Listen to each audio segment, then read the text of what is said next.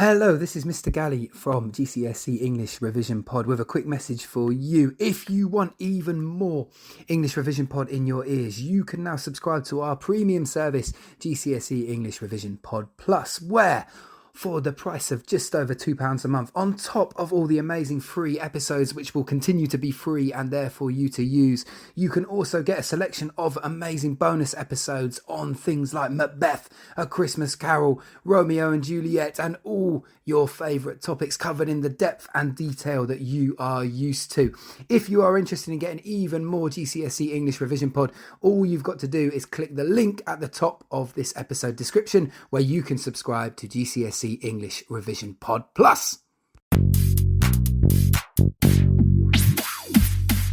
Hello and welcome to GCSE English Revision Pod, your ultimate destination, your final destination. No, there's a final destination. You've not seen that terrible early noughties film. Horror films where I remember. This is very much not your final destination. A good destination for you to be at if you are looking to... The less successful sequel to the horror film. The good destination. The good destination, and we'll replace all that awful people getting killed with just really sound advice about how to create... That's like saying, don't think of the elephant in the room. You can't start a podcast saying, don't think of trauma. I know. I've made this is a shocking start. It's awful. But I feel like people joining us for the first time, I can only apologise. People who've been with us for a while, they're well used to this kind of stuff. They won't be put off. If they haven't been put off by now, they won't be put off by that calamity of an opening, I feel. We're coming up to 75 episodes. We're getting up to some big milestones. I know this is, and people are still here, which is incredible. God really, knows why. I don't think any members of my family would want to spend that amount of time with me. Says I think all our listeners are my mum. Actually, I think just she's clicking. Just continually clicking away.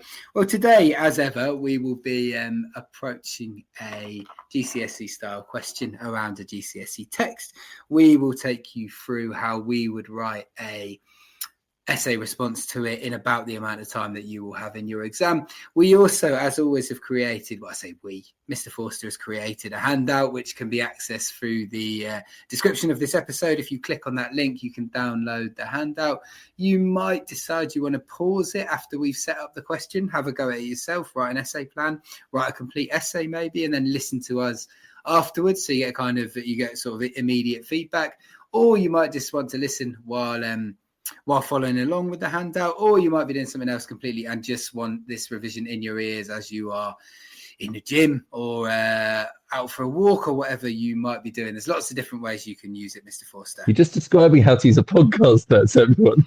You didn't know. But you don't always need a handout, do you? I mean, if I'm listening to a football podcast, I'm not downloading the sort of any material with it, really. Oh, there's a kid at my school who was top of the world fantasy football league a couple of weeks ago. Joking. Mental. And I thought I was really chuffed because I was second in our staff league, and then I suddenly realised there's this kid who's 2 million places ahead of me. Incredible. Yeah. That's unreal. I mean, there's millions of. Is it the proper fantasy Premier League? Yeah. So needless to say, I'll be getting his phone and copying all of his choices. For the foreseeable. Doesn't need anything you're teaching him. If he's doing he's already well on the way to a successful future. let's get on track. My name is Leon. We're doing a bit of it's a more niche GCSE text, isn't it? It's not one of the big hitters. It's not one that lots are doing yet. You heard it here first. I think I taught this to my class, and I think it will be in a few years' time, because it is not only a very good novel and a really interesting novel about some really important and big hidden topics about the care system, about systemic racism of 1980s institutions. And it's also a brilliant GCSE text because it's filled with really rich stuff to analyze. It's filled with these motifs that kind of run through the novel that we'll talk a little bit about in today's episode. It's got a really interesting narrative perspective, focalized to like Leon's unreliable kind of 8-year-old's view of the world. And I think it's got a really tight narrative structure that's really kind of bears quite a lot of things to analyze. So I think if your teachers pick this for you and you're feeling a bit like there's not much on the internet, hopefully we're going to help, because it's a brilliant text. I think you're going to really ace that exam. Fantastic, yeah, and an enjoyable read, right? Like an actual pleasure to read, which is sometimes not true of every Yeah. exam text that you may come As, across in your as life. much as I guess enjoy isn't necessarily the right word, given we're talking about like trauma and loss. But yeah, enjoyable in the sense that it's a good work of Yeah, art. enjoy is perhaps the wrong word, but and yeah, an interesting and Yeah. perhaps life-changing read. You know, it's Yeah. So should we look at our question? Yeah, let's look So at the question. our question is quite a simple one, quite an obvious question for an example to set very early on in the exam series. How does Duval present Leon as a character to admire in My Name is Leon? If I was an So examiner, a this would word. be Go in one on, of my sorry, first Karen. few years of saying. If I was an examiner, I would be setting this in one of the first few years of the qualification. Is all I'm saying. I predicted it here first. Let me know on social media if I'm right. I love This being is right. this is the to what extent is Sheila a character who changes in an unexpected Yeah, form? This this is is the the most obvious. Yeah, this is the the most most obvious obvious question. question that will be asked. And as someone who's never been described as being admirable, I suppose you sort of had to think outside the box a little bit with this one. Well, that's actually not true because when we did both teach in the same school, on the last day of term, this girl came up to me with a letter, and I was like, "Oh, she's going to thank me for everything I did." She walked up to me and she said, "Can you give that to Mr. Galley, please?" I was like, "Darn you!" So it's my last day as well. Yeah, well, So it's not true. you It's know, not true. I was a brutal moment. I've I not quite like that she recovered. undermined you by getting you to deliver it as well. I think she, yeah. I mean, I did pay her to do it, but it doesn't change the doesn't change the system. Anyway, let's get into that thesis So, statement. Then we thesis. always start with, and we truly believe in the value of a strong thesis statement at the beginning of an essay. Your anchor, the thing that will hold your writing in place throughout. Yeah. In my many years as an examiner for GCSE and indeed for A level, you can often tell the grade an essay is going to get within the first 3 sentences because if you have a conceptualized thesis, you're onto a winner. So let's read it. In My Name is Leon, Kit Duval presents Leon as a character to admire by highlighting his resilience in the face of adversity, his fierce love and care for his younger brother Jake, and his unwavering loyalty to his struggling mother. Whilst Leon's less than admirable actions, stealing, lying, and lashing out at those who love him, do initially at least seem to complicate this portrayal, ultimately it is precisely these flaws that make him such a deeply sympathetic and admirable character. Through Leon, Duval captures the complexity of growing up in care and navigating the systemic injustices faced by mixed race children of the 1980s Birmingham, emphasizing his humanity and strength in the face of such challenges. I think it's an important thing to think about, isn't it? In a world where leaders are seeking to simplify narratives and talk about things like good and bad people. So I think we're not talking to our students. We don't have to be apolitical here. Like legally, we can say whatever we want here. Like, yeah, Trump, well, I think he's an idiot. I'm a diplomatic person at heart, but I do think that it's a worrying time where the Elon Musks of the world would have you believe that there are good people on one side and bad people on the other, and I think it is important that people retain the ability to understand that there are complexities to people's characters. And of course, any good character in a novel is always going to have shades of grey in them, right? No interesting character ever has been all of one thing or all of another thing. And I think what's good about this argument is actually we're not arguing that Leon's perfect. We're arguing that actually his flaws make him even more admirable because we understand him, we believe him. If he simply was a little angel enduring all these things, he wouldn't be believable because the trauma and the loss that he endures wouldn't make that a novel. Whereas actually what's interesting about this novel is that actually despite some of these, he steals, he lies, he does these things, he hurts people that love him. And yet it's because he's of what he's experienced, because of the things that he's gone through. So should we get straight into our first paragraph? Yes, that's good. Through her close vocalization of Leon, Duval makes him a character to admire by emphasizing his resilience in overcoming the significant emotional challenges of being a young caregiver and then losing his family. So it's quite a simple topic sentence. We are looking at narrative perspective because I think it's quite an important thing to this novel, given it's focalized through Leon's perspective. So it's in a third person, but it's kind of told through his eyes. And I think let's look, first of all, at an obvious place to start in many essays, which is that opening passage, his unwavering dedication to his younger brother, Jake, which is one of the clearest signs of his resilience. that he's always thinking of his brother and not himself. So a great symbol that we'll analyze in many an essay is how the novel begins with him holding his newborn baby brother, whilst his mother leaves them to go to the smoking room, and his arm begins to hurt. And it's a great symbol. It's an easy symbol to analyze of how he's bearing the burden that shouldn't be his to carry. He's been prematurely thrust into a world that he's not ready for. And it's really interesting that then when he's talking to, he talks about himself as the carer. He sees himself as Jake's protector. He is the one that says to social services, he says, "I'm the one in charge of my baby when mum's not there." That possessive determiner is so powerful, isn't it? My baby. That he has this sense of ownership. And I think perhaps a really easy symbol to analyze is the sacrifices he makes. Is that when he's forced to leave to go into care, he has to leave behind one of his action men, his most prized toys, to make space for Jake's toys and the red rucksack he takes with him. So if we see the rucksack then as a symbol of the limited scope of his world, this small world that he and Jake live in, then actually just making space in it for Jake is an act of incredible kindness that kind of gets across his real fierce loyalty and empathy to his brother, that will ultimately culminate in him trying to cycle to Bristol and steal his brother away to live with his mum. It's a great symbol of foreshadowing kind of that loyalty and that admirable resilience that's to come. And it's not a time of life when everybody has developed a sense of selflessness or a sense of empathy with others. There's a real thing about growing up quickly in such situations, isn't there, when you suddenly can't view yourself as the center of the universe anymore. And it's both tragic and heartening at the same time, I suppose, to see a child or someone of that young develop that maturity, because on the one hand you would want them to be protected from it and having to make decisions like that, but on the other hand the fact that there comes that understanding that matters is admirable, right? It has to be an admirable quality of someone. And a brief kind of grammatical point to your essays. I love an if clause.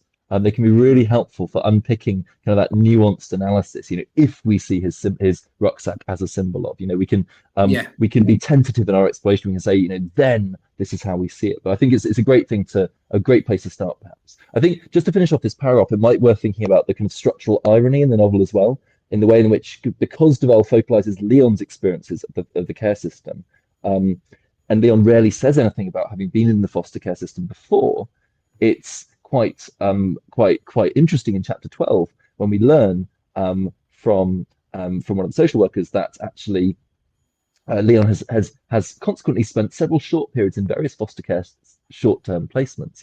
We actually learned that actually this isn't his first experience of the care system, but actually because of his view of the world, we're seeing the adults see the world very differently from how he does. He simply sees the family unit of him, Jake, and his mum. He doesn't see perhaps the reality, which is actually a very unstable family home defined by episodes of mild to medium clinical depression in his mother. That's not his view of the world. He sees just simply a mother that he loves. So there's a gap between how adults see the world and how he sees the world. And I think it's quite interesting, therefore, that actually in focalizing Leon's perspective, Duval has made this decision. She said in an interview, she said, this is his story, so it had to be in his voice. But she chose the third person view because it allows you to keep the story in the character's voice, but also incorporate insights into the bigger picture. So it's quite, she deliberately is playing with this gap between how Leon sees the world and perhaps the reality of what the world is. Fantastic. Can we move on to our next point? I think it would be a good time, yeah. So, despite the systemic injustices and personal losses he faces, Leon's ability to form meaningful relationships and hold on to hope showcases his inner strength and enduring optimism. So you're saying that the negative world he finds himself thrust into is, in a sense, what allows him to be presented in such an admirable way to the reader, in that the adversity, the difficulty has to be there so that inner strength can shine through, even if it doesn't always come across in the most glowing way. Yeah, and it doesn't define him. That actually it isn't simply Jake that he loves in the novel. He's not actually a one-dimensional character at all. he grows to love Maureen and becomes even her caregiver for a while. He grows to have this incredibly strong bond with Tufty, who he looks up to as a black male role model, a bit of a father figure, and Mr. Devlin, who takes on a slightly different role as well. That actually he has this huge capacity for optimism and seeing the best in others who might not even see the best in themselves, despite being this kid. So I think perhaps where we can start our analysis is looking at the motif of food. So why are motifs good to analyze, Mr. Gatley? Why are they good, easy, low-hanging fruit? They are a sort of automatic portal to a more in-depth layer of analysis, aren't they? They move you away from the single quotation layer analysis, and they force you to think about the text as an entire construction. You got some really clear ones in other texts that we've studied. In a lot of our podcasts, we'll talk about the obvious motifs that run through the text, and it allows you to showcase your skills, that you are not just someone who picks out, that one moment is really strong in making this point. You can consider that moment, absolutely you can consider that moment, but you can consider that moment or that line as part of a much bigger construction that the author has put together. So I think a really interesting one for that is simply the motif of food, because early in the novel, food comes to symbolize love for Leon, particularly the love that Leon receives from Maureen as a caregiver in foster care.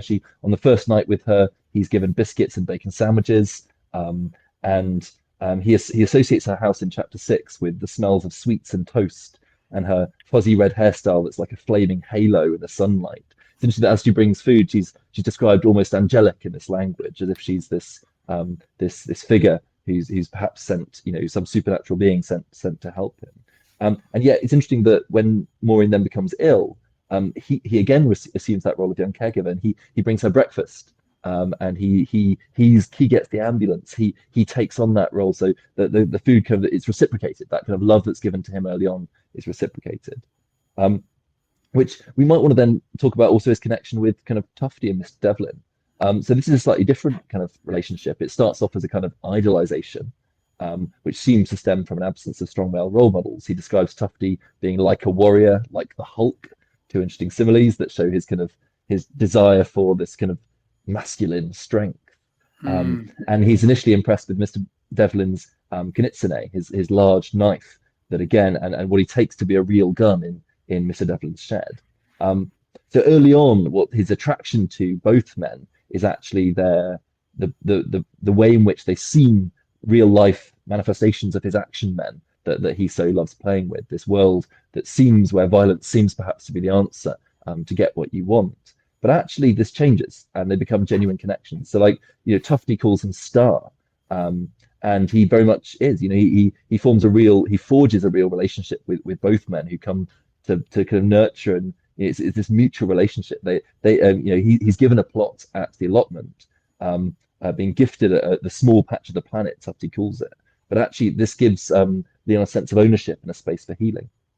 And actually, he starts growing his own plants, and he becomes, for both men, someone they can talk to, and actually realize that both of them have their own demons they have to overcome. Mr. Devlin clearly is suffering from alcoholism, and Tufty has these huge confidence issues that kind of stem from his experiences of racism at the hands of the police and others. And actually, it's a mutual relationship. It isn't simply them giving love to Leon. He also gives back to them.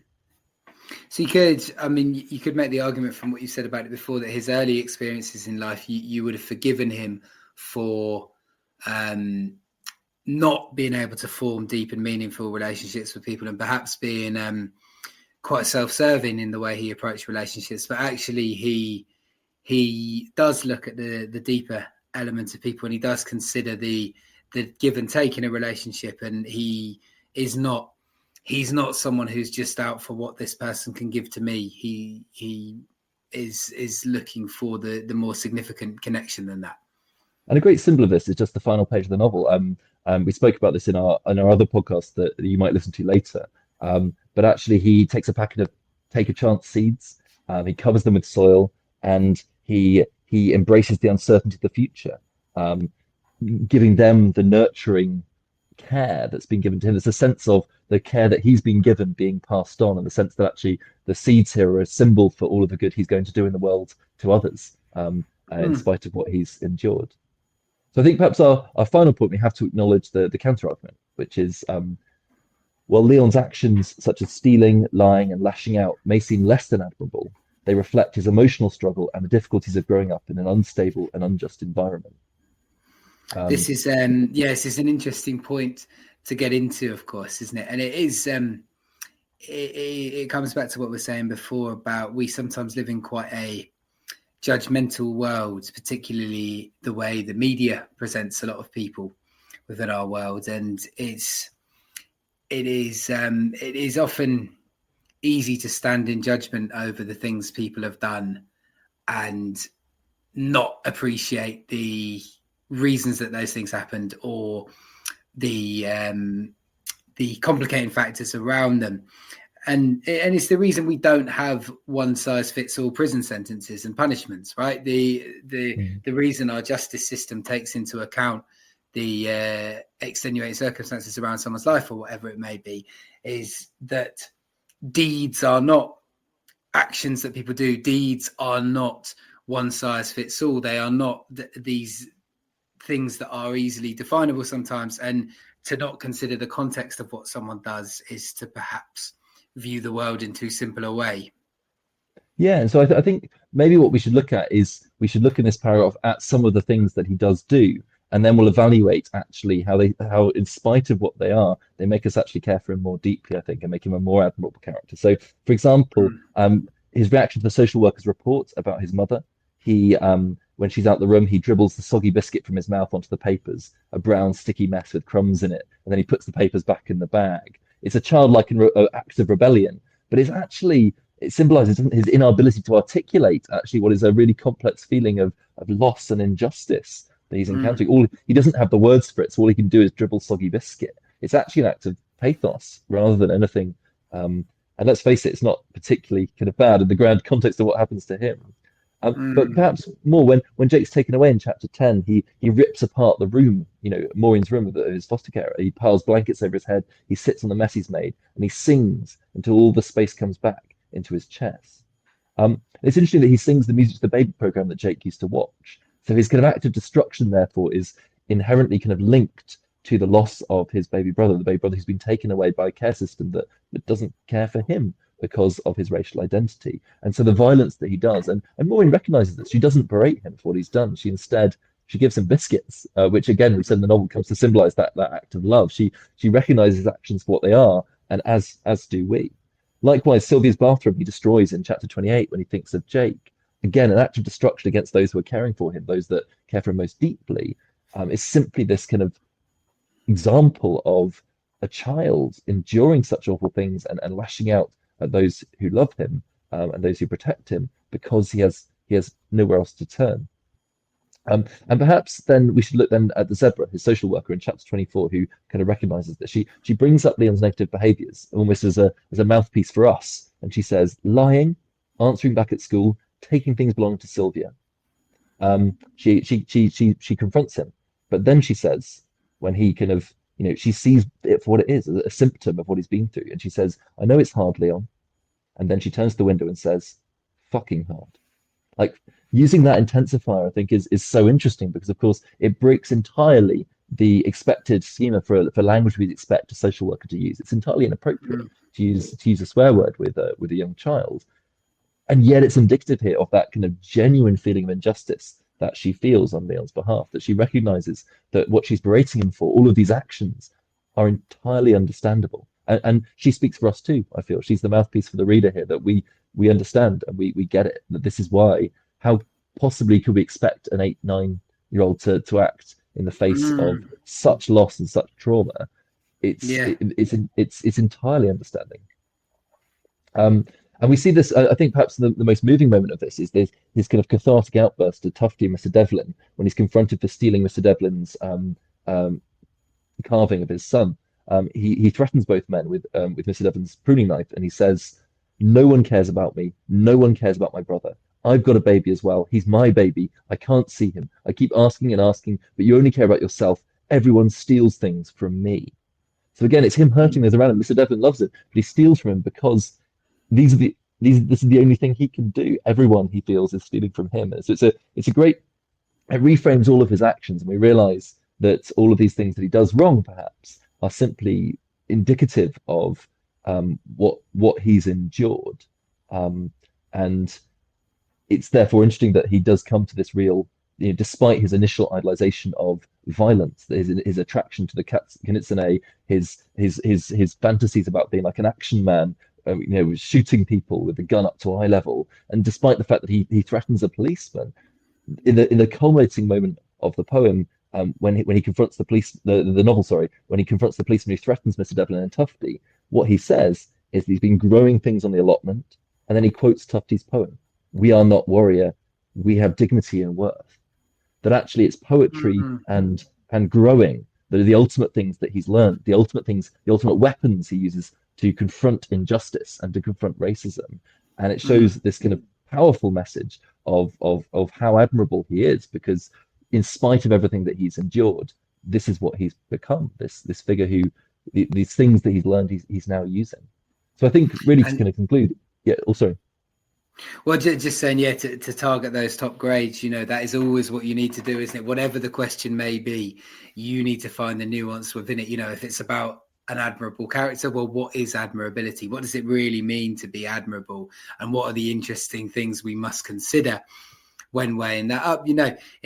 It would be easy to regard that essay question as looking for a binary answer. Either yes, I'm going to argue that he's completely admirable, or no, I'm going to argue that he's not. But of course, that's not what the essay question wants you to do, is it, Mr. Forster? No. I mean, ultimately, we want this conceptualized argument that essays, essay comes from the old French meaning to put on trial. I bang on about this to all of my classes, and that's what we're doing, putting an idea on trial.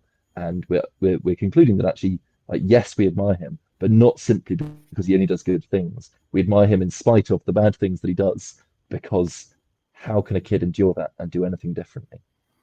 Absolutely. So thank you very much for joining us today for our revision session on My Name is Leon. You can follow us on X at GRevisionPod, and you can drop us an email if you like, Mr. Forster. At englishrevisionpod@gmail.com. You made that sound like I'm going to email you. Yeah, I would prefer actually that you I think we're great that way. Yeah. So thank you very much. It was a pleasure to have you as ever, and we will see you next time on GCSE English Revision Pod.